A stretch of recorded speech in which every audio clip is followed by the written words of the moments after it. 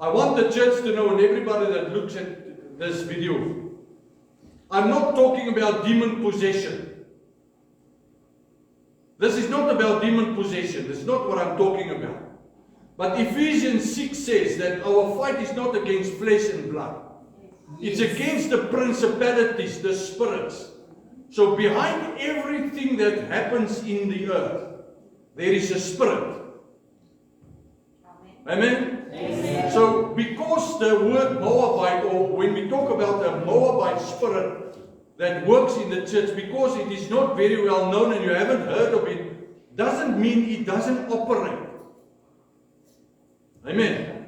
So the very most common spirit that operates in the church that is well known is the spirit of Jezebel. So if I talk to you about, and especially leaders, about the spirit, a Jezebel spirit, then I'm asking you, what is Jezebel? What does this spirit do? It manipulates. Okay? It manipulates. In other words, it will tell you, listen, this is what God says. And we know that God speaks through the sick man. God praat deur die aangestelde persoon. The guy that God is appointed to do the teaching. God will speak through the father of the house.